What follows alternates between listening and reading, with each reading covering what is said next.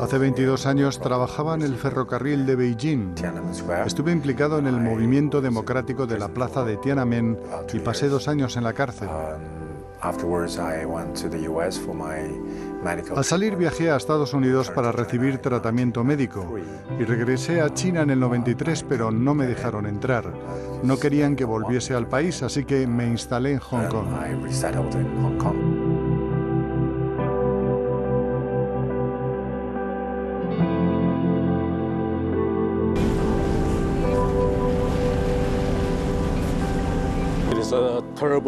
Fue una experiencia atroz.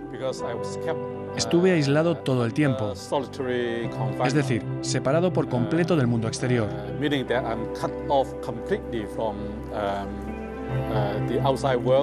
Estaba solo en la celda. Era terrible. Casi me desmoroné mentalmente.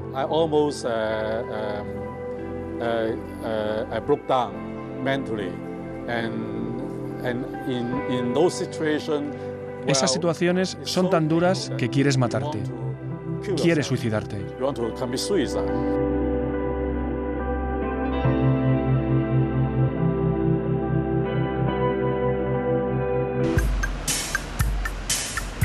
Personas que son injustamente perseguidas, cargos que sirven de coartada para meter en la cárcel a quienes intentan defender sus ideas.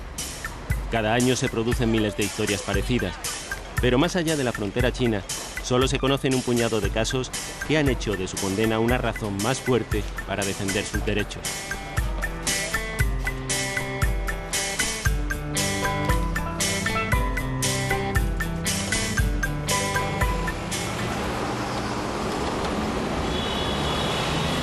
A 1 hora escasa de la frontera se levanta la región de Hong Kong. En esta ciudad que nunca se detiene, observados por rascacielos que señalan un horizonte incierto, muchos disidentes y refugiados encuentran un pequeño espacio de libertad. Personas como este periodista, que volvió a trabajar para su periódico en 2005, después de pasar 3 años en una prisión de China.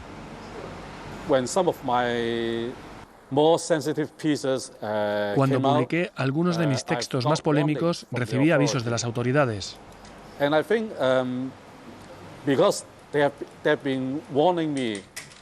Me intentaron disuadir de entrometerme demasiado en el juego político, de criticar demasiado duramente a las autoridades y no les hice caso. Por eso, al final, intentaron deshacerse de mí. No quiero entrar en demasiados detalles de mi caso, pero básicamente me acusaron de espiar para Taiwán, cosa que yo niego por completo.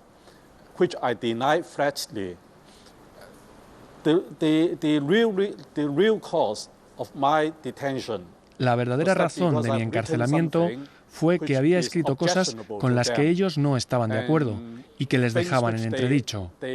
Así que decidieron tenderme una trampa, alegando que había estado llevando a cabo actividades de espionaje a costa de Taiwán.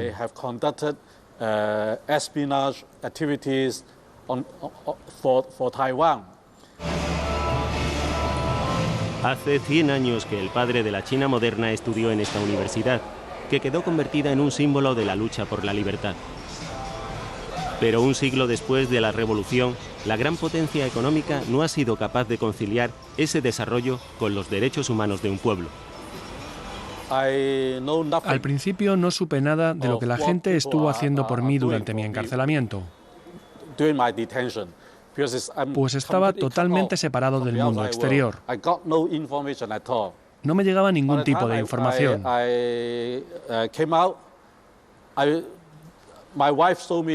Cuando salí de la cárcel, mi mujer me enseñó todos los periódicos en los que hablaban de lo que había estado haciendo la gente para apoyarme. Y me impresionó tanto, me emocionó tanto que me eché a llorar.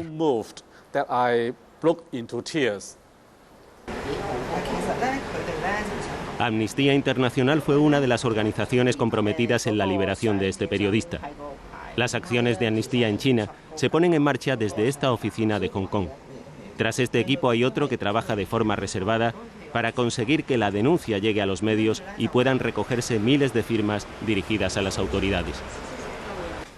Este es un caso de actuación urgente que llevamos a cabo desde Hong Kong. Cuando recibimos la información de nuestro equipo en China, hacemos la traducción al inglés y la enviamos a todos los miembros de nuestra organización. Hay que tener cuidado porque China bloquea las comunicaciones y es muy difícil acceder a la información.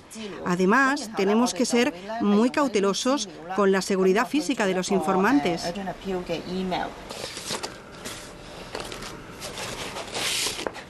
Durante medio siglo, Amnistía Internacional ha denunciado violaciones de derechos humanos en todo el mundo y ha puesto en marcha más de 20.000 acciones urgentes. La organización recibió el Nobel de la Paz en 1977, tiene 3 millones de seguidores y mantiene una independencia económica y política. Los últimos 50 años han visto cambios en los derechos humanos que han traído la esperanza en muchos lugares del mundo. Pero aún existen millones de personas que sufren torturas y malos tratos, que son encarceladas por el simple hecho de decir lo que piensan. Señales que alertan de que el mundo puede cambiar, pero no va a cambiar solo. Es una mezcla de rigurosidad, pasión y paciencia. ¿Quién iba a pensar, cuando empezó Amnistía hace 50 años, solo 16 países ya habían abolido la pena de muerte, y estamos hablando de que hay 137 que la han abolido o que ya no la aplican desde hace 15 años. ¿Quién hubiera pensado que en los últimos 20 años se ha detenido a más presuntos criminales de Estado que han cometido crímenes de guerra y crímenes contra la humanidad en varios países del mundo que los siguientes 100 años, los anteriores 100 años? Por lo tanto, hay avances importantes, y uno de los avances fundamentales es que hay una sociedad civil en todo el mundo, organizaciones locales de defensa de los derechos humanos, que son el principal freno a los abusos del poder. Hablar de derechos humanos también es hablar del derecho al trabajo, a la vivienda o a servicios sociales básicos. También en este lugar, símbolo del poder financiero, hay bolsas de extrema pobreza, familias que malviven en un palmo de terreno mientras esperan un permiso de residencia. Como esta mujer, que ha cambiado su pueblo en el sur de China por estas 4 paredes en un barrio de Hong Kong. ¿Cómo era la vida de aquel entonces? Entraba en la fábrica de madrugada y volvía a casa de noche. Si no había trabajo extra, salía antes. Si se había mucho, teníamos que quedarnos hasta las 12 de la noche o incluso hasta el día siguiente para cumplir con el plazo de entrega. Reclamar algún derecho o hablar sobre la corrupción es muy difícil en el pueblo de donde yo vengo. Bueno, resulta prácticamente imposible. Las políticas están para ser acatadas, obedecidas, y no para ser criticadas. A pesar de la represión, cada vez llegan más ecos de protestas y manifestaciones en el interior de China. Este sindicalista estuvo encarcelado 2 años por defender los derechos humanos durante el movimiento de Tiananmen. Luego fue expulsado y se instaló en Hong Kong. Ahora se vale de una emisora de radio en onda corta para denunciar los abusos a los trabajadores.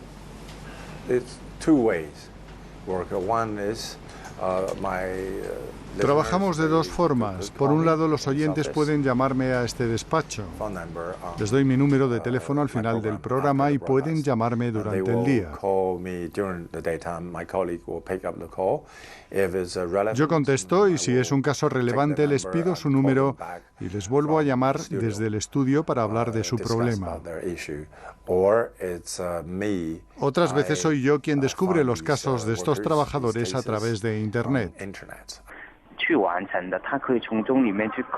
Desde aquí, su organización asesora a los trabajadores chinos y les busca abogados para defenderlos en los tribunales.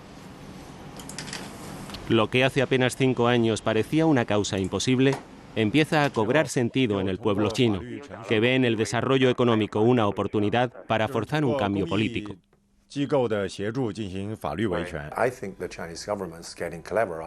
Creo que el gobierno chino se ha vuelto más astuto, más inteligente que antes, porque está tratando los derechos laborales como un problema económico entre trabajadores y empresarios. De esta forma, el gobierno ya no tiene que intervenir políticamente entre trabajadores y empresarios, y gracias a ello nosotros podemos trabajar mejor que antes en el campo de los derechos laborales. Un país y 2 sistemas. Un concepto que resume la situación política en una región que aún conserva un espacio para poder expresarse. Sin embargo, defensores de derechos humanos y legisladores por la democracia advierten de que la sombra del gobierno chino se va haciendo más alargada a medida que se acerca la integración de Hong Kong. La situación de los derechos humanos en China está seriamente amenazada. Cada vez hay más personas que no son disidentes y que se enfrentan al gobierno, porque la corrupción se ha vuelto insostenible.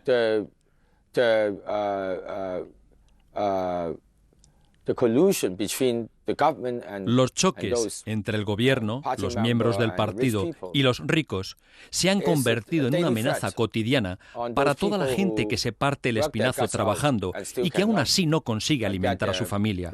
Ese es el problema. Convertido en uno de los políticos más populares, este activista ha hecho de su imagen y de sus ideas un icono al que siguen los sectores más reivindicativos.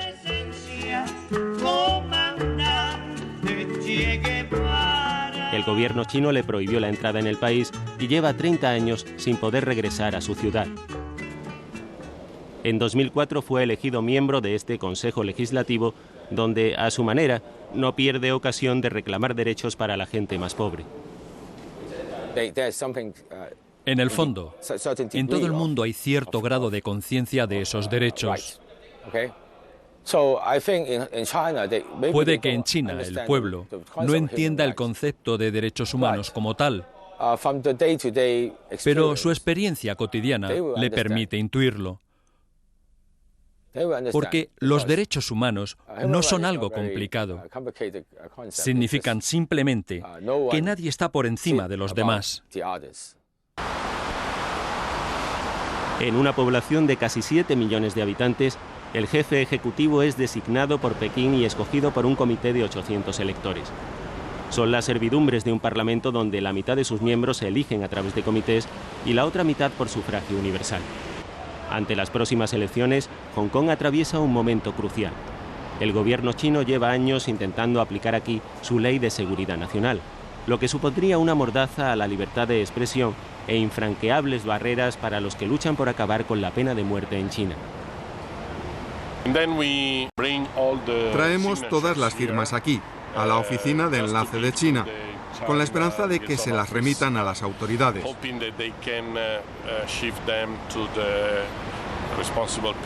Por desgracia, cada vez que venimos cierran todas las puertas y ponen estas vallas. Tenemos que conformarnos con dejarles una carta o leer una declaración pública.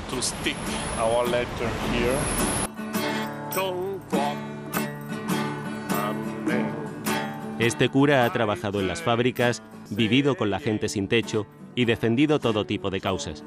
Lleva en China casi 40 años, pero durante el pasado verano las relaciones políticas con el Vaticano se enfriaron y el gobierno chino le impidió entrar en el país.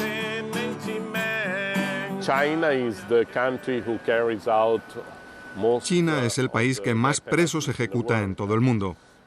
Hay especialistas que aseguran que entre 1997 y 2001 en China se ejecutó a 15.000 personas cada año.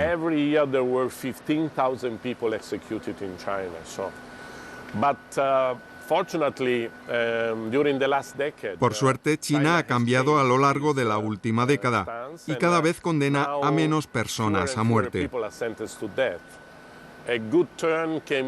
Se puede considerar que hubo un punto de inflexión en el año 2007, cuando el Tribunal Supremo de Beijing recobró el derecho a tener la última palabra en estas sentencias. Hay gente que dice que desde entonces casi la mitad de las ejecuciones, o incluso 2/3 partes, han sido anuladas.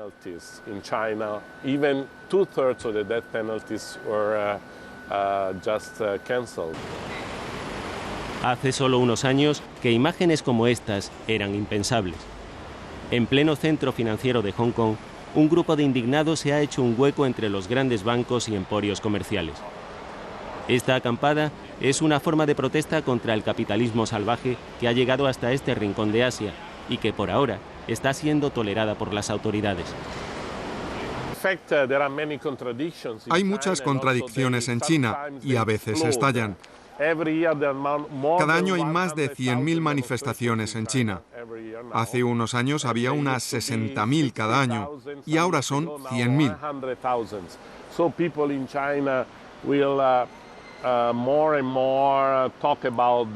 Los chinos hablan cada vez más de su condición. Se oponen a las grandes corporaciones que les arrebatan sus tierras. Luchan realmente por la justicia. Las cosas están cambiando muy deprisa. Puede que las cosas estén cambiando más a prisa de lo que parece, pero la realidad es todavía muy poco alentadora. El gobierno chino sigue reprimiendo a su sociedad civil y las minorías étnicas, aplicando la pena de muerte, encarcelando y persiguiendo a personas por expresar pacíficamente su opinión. Personas como Liu Xiaobo, Premio Nobel de la Paz, acusado de subversión y condenado a 11 años de cárcel. Como el artista Ai Weiwei, a quien el gobierno le ha hecho una campaña de descrédito y lo amenaza con la cárcel a cambio de una millonaria fianza. O como el abogado Chen Wancheng, encarcelado durante 4 años por defender casos de violación de derechos humanos y que ahora sigue en arresto domiciliario.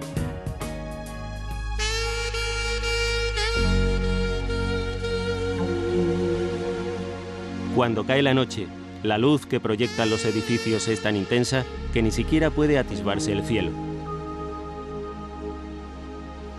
Como si los destellos que reflejan esta ciudad intentaran hacerse un hueco y despejar las sombras de esa falta de libertad que aún planea sobre la vieja China.